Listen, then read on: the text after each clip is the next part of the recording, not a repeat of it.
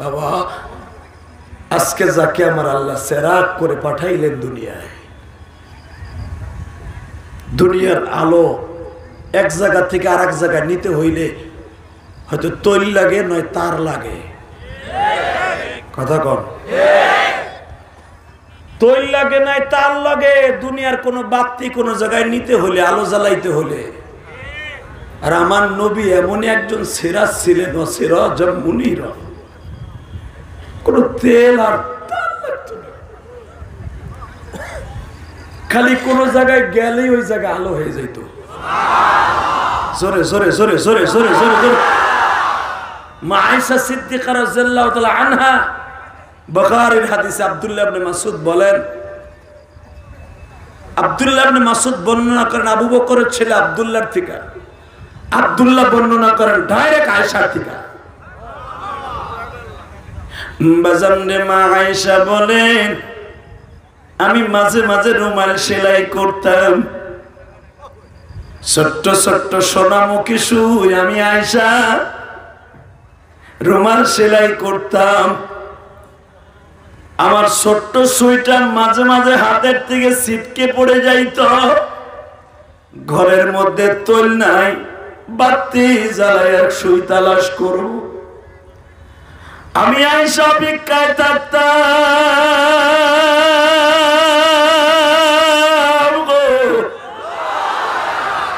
আমার দয়ার নবী, আমার মায়ার নবী কখন আমার ঘরে ঢুকে। যখনই আমার নবী আমার ঘরে ঢুকতেন, নবীর হাতখানা ঘুরাইয়া ঘুরাইয়া আমি সুই তালাশ করতাম। বাজানরে এখন দিলটা নরম করে দিয়ে মাওলারে বুঝাইয়া কইবা, আমি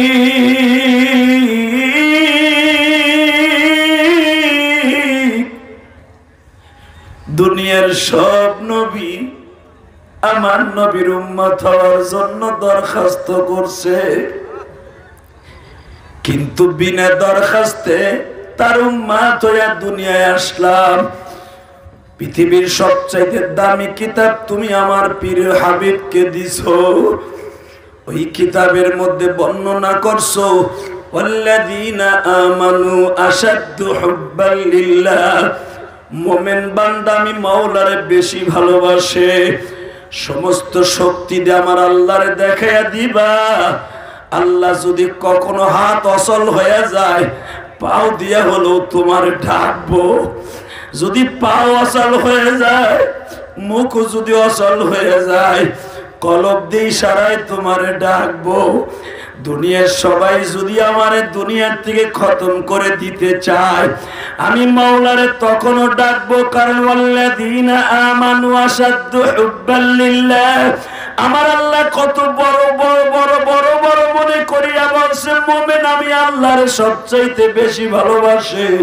আল্লাহ তোমারে কত ভালোবাসি, যদি কোনোদিন ইন্টারভিউর মাঠে ইন্টারভিউ দিতে হয়, জীবন দিয়ে দেখায় দিবা। রাজি আছি না নাই? রাজি আছি না নাই? আজকে রবিউল আউয়াল মাসের 12 তারিখ। মা আমেনা রাতের অন্ধকারে, রাত বাজে তখন 3টা, সুবহ সাদেক শুরু হবে। তাকায় দেখে আমার শ্বশুর আব্দুল মুত্তালিবের ঘরের ছাদ ফাটা। সুবহানাল্লাহ। বাইতে যায় কইও সামদু ওয়াজে বইয়া কইবা কা, যদি লস হয় সুবহানাল্লাহ। যে যত জোরে বলবে, জান্নাতের ভিতরে আপনার নাম, আপনার বাবার নামে একটা সুবহানাল্লাহ গাছ আমার মাওলা লাগাই দিবেন। এখন চিন্তা করেন কবেন কি কবেন না। খালি হুজুরে কয় কোন সুবহানাল্লাহ, আর আমাগো কইতে হইব কা সুবহানাল্লাহ। তোমার মনের থেকে বলার নাম হলো নেকের আমল। বক্তারা ঠেলাগাড়ির মতো ধাক্কায় ধাক্কায় সুবহানাল্লাহ বলাইতে হয় কেন? আমি দেখবো এবার আমার মাওলারে কে কত ভালোবাসে। আবু হুরায়রা বলেন, সুবহানাল্লাহর গাছ এত বড় দৈর্ঘ্যপ্রস্থ হবে, যুদ্ধের তেজস্ব ঘোড়া যদি 500 বছর পর্যন্ত ওই গাছের নিচ দিয়ে দৌড়ায়, ওই গাছের ছায়া অতিক্রম করা সম্ভব না।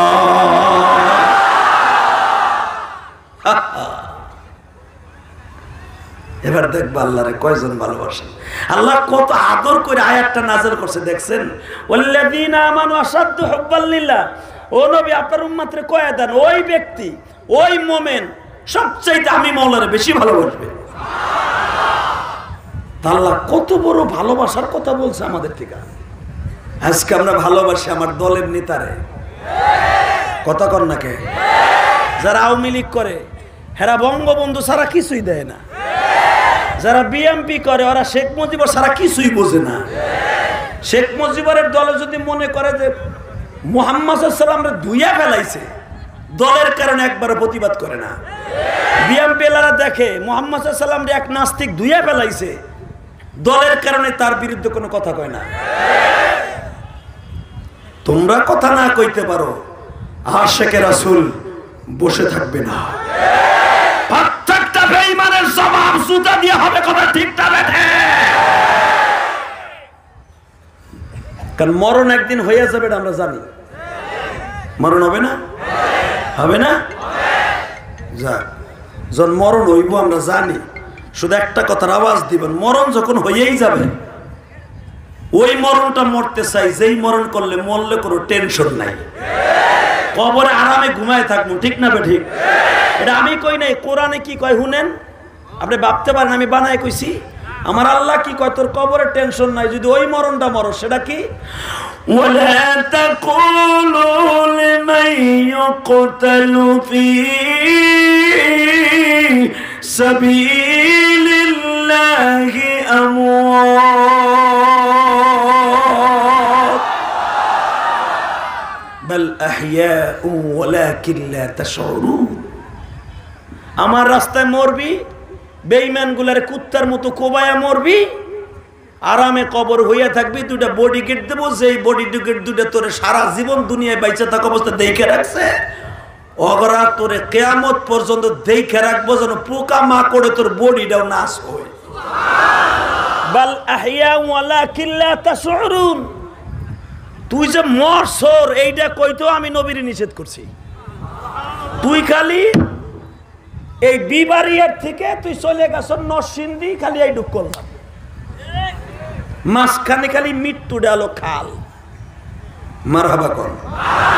তোর বডি যেমন আছে এমনই থাকবো,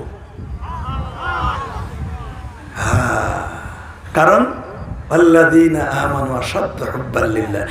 তোরা আমি মাওলার বেশি ভালোবাসছস। মারহাবা বলেন। তো ভালোবাসার মাঠে যদি ইন্টারভিউ দিয়ে পাস করতে হয়, রাজি আছেন না? আছেন? আছেন? আরে বাজান রে, আমার নবী এই রবিউল আউয়াল মাসের এই যে আজকের দিন, খালি জানেন এই দিনে আমার নবী খালি দুনিয়া আছে না, এই দিনে আমার নবী দুনিয়ার থেকে বিদায় হয়েছে।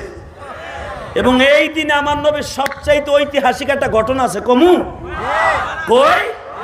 কিতাবুল হিজরাত থেকে নিবেন, বুখারী শরীফ, আল্লামা আজিজুল হক লিখেছেন 12 রবিউল আউয়াল। রবিউল আউয়াল মাসের 1 তারিখ আমার নবী মক্কার থেকে বাইর হয়েছে। রব্বি আদখিলনি মুদখালা সিদক ওয়া আখরিজনি মুখরাজা সিদক ওয়াজআলনি মিন লাদুনকা সুলতানান নাসীরা। আল্লাহ নবীর সাহায্য করার অর্ডার করলেন, ওয়াদা দিলেন, ওয়াজআলনি মিন লাদুনকা সুলতানান নাসীরা। আমি আপনার সর্বোপরি নিরাপত্তা এবং সর্বোপরি ভালোবাসা আমি দিব। আপনি যান মক্কা থেকে মদিনায় যান, নবী যেদিন বের হয় সেদিন ছিল রবিউল আউয়াল মাসের 1 তারিখ। 3 দিন জাবালে সুরে থাকার পরে নবী আমার 12 রবিউল আউয়াল মদিনায় ঢুকছে। বাবা এখন দিলটা নরম করে কানবেন। আমি জানি না কোন দাড়ি বাঁকা বাজারের যেন মা নাই, কোন দাড়ি বাঁকা বাজানের যেন বাবা নাই।